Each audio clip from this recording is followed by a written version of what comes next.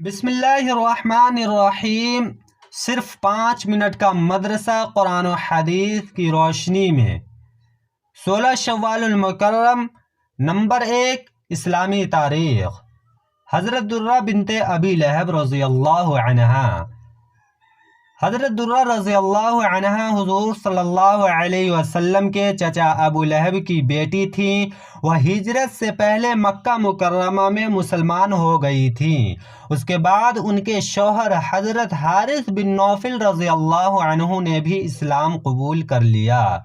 پھر دونوں ہجرت کر کے مدینہ منورہ پہنچے تو مدینہ کی عورتوں نے کہا، تمہارے باپ ابو لہب کی بدبختی اور رسول اللہ صلی اللہ علیہ وسلم کی دشمنی کی وجہ سے اللہ تعالیٰ نے ایک سورت نازل فرمائی جس میں ان کی ہلاکت و بربادی کا تذکرہ ہے، اس لیے تمہاری ہجرت سے تمہیں بھی کوئی فائدہ نہیں ہوگا۔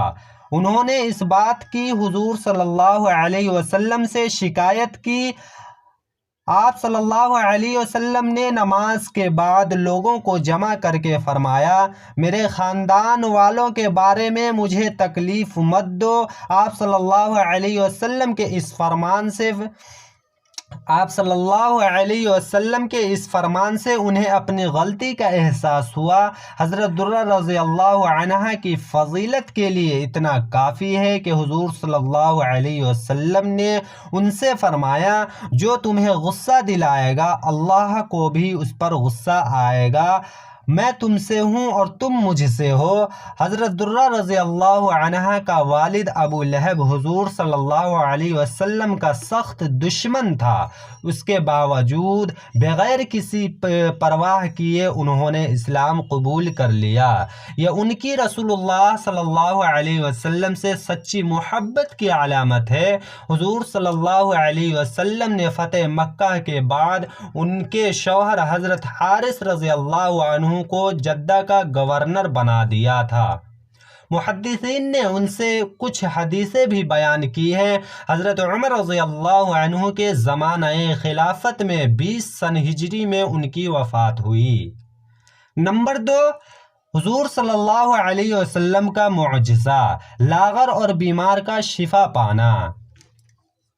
ایک عورت اپنے کمزور اور بیمار بچے کو لے کر رسول اللہ صلی اللہ علیہ وسلم کی خدمت میں حاضر ہوئی اور کہنے لگی، یا رسول اللہ، اس کی اتنی عمر ہوئی ہے لیکن اس کی حالت تو دیکھیے، دعا کیجئے کہ اللہ اسے موت دے دے۔ تو حضور صلی اللہ علیہ وسلم نے فرمایا، نہیں بلکہ میں اس کے لیے دعا کرتا ہوں کہ اللہ اسے شفا عطا فرمائے، جوانی بخشے اور نیک اعمال کرنے والے بن جائے، پھر اللہ کے راستے میں قتال کرتے ہوئے شہید ہو جائے اور جنت میں چلا جائے۔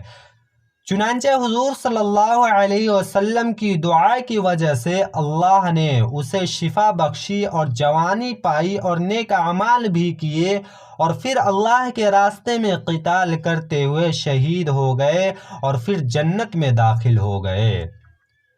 نمبر 3، ایک فرض کے بارے میں، ہر قاعدے میں التحیات واجب ہے۔ حضرت عبداللہ بن مسعود رضی اللہ عنہ فرماتے ہیں کہ ہم رسول اللہ صلی اللہ علیہ وسلم کے ساتھ تھے، ہمیں کچھ معلوم نہ تھا، ہمیں رسول اللہ صلی اللہ علیہ وسلم نے فرمایا، تم لوگ ہر قاعدے میں التحیات پڑھا کرو۔ نمبر 4، ایک سنت کے بارے میں، جہنم کے عذاب سے حفاظت کی دعا۔ جہنم کے عذاب سے بچنے کے لیے قرآن کریم کی اس دعا کا اہتمام کرنا چاہیے، ربنا اننا آمنا فاغفر لنا ذنوبنا وقنا عذاب النار۔ ترجمہ، اے ہمارے پروردگار، ہم ایمان لائے ہیں لہٰذا ہمارے گناہوں کو معاف کر دیجئے اور ہمیں دوزخ کے عذاب سے بچا لیجئے۔ نمبر 5، ایک اہم عمل کی فضیلت، روزہ جہنم کو دور کرنے کا سبب۔ رسول اللہ صلی اللہ علیہ وسلم نے فرمایا، جو شخص ایک دن بھی اللہ تعالیٰ کے راستے میں روزہ رکھے گا تو اللہ تعالی اس سے جہنم کو 100 سال کی مسافت کے برابر دور کر دے گا۔ نمبر 6، ایک گناہ کے بارے میں، بال اور داڑھی میں کالا خضاب لگانا۔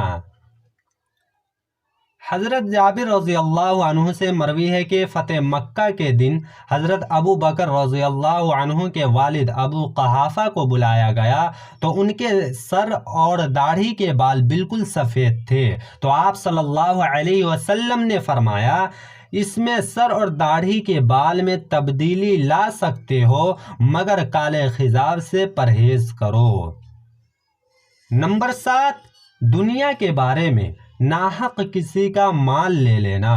رسول اللہ صلی اللہ علیہ وسلم نے فرمایا یہ مال بہت سرسبز اور میٹھا ہے، بہترین مسلمان مالدار وہ ہے جو اس مال سے مسکین، یتیم اور مسافروں کو دے، اور آپ صلی اللہ علیہ وسلم نے فرمایا جو شخص بغیر حق کے مال لے لے تو اس کی مثال ایسی ہے جیسے کوئی شخص کھاتا ہو لیکن پیٹ نہ بھرے، اور ایسا مال قیامت کے روز اس کے خلاف گواہ بن جائے گا۔ نمبر 8، آخرت کے بارے میں، منافقین کا انجام۔ اللہ تعالیٰ فرماتا ہے ان منافقین کے دلوں میں روگ ہے، اللہ تعالیٰ نے ان کے روگ میں اور بھی اضافہ کر دیا ہے اور ان کے لیے دردناک سزا تیار ہے کیونکہ وہ جھٹلایا کرتے تھے۔ فائدہ، منافق وہ شخص ہے جو ظاہر میں اسلام دکھلائے اور دل میں کفر چھپائے رکھے۔ نمبر 9، طب نبوی سے علاج، بہترین دوائیں۔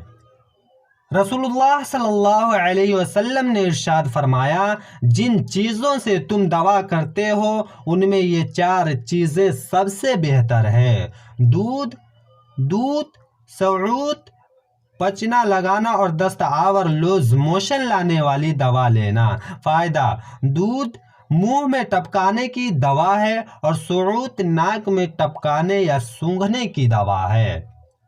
نمبر 10، نبی صلی اللہ علیہ وسلم کی نصیحت۔ رسول اللہ صلی اللہ علیہ وسلم نے فرمایا قیدیوں کو چھڑاؤ، بھوکے کو کھانا کھلاؤ اور بیماروں کی عیادت کرو۔ اللہ تعالیٰ سے دعا ہے کہ ہمیں اور آپ کو کہنے سننے سے زیادہ عمل کرنے کی توفیق عطا فرمائے۔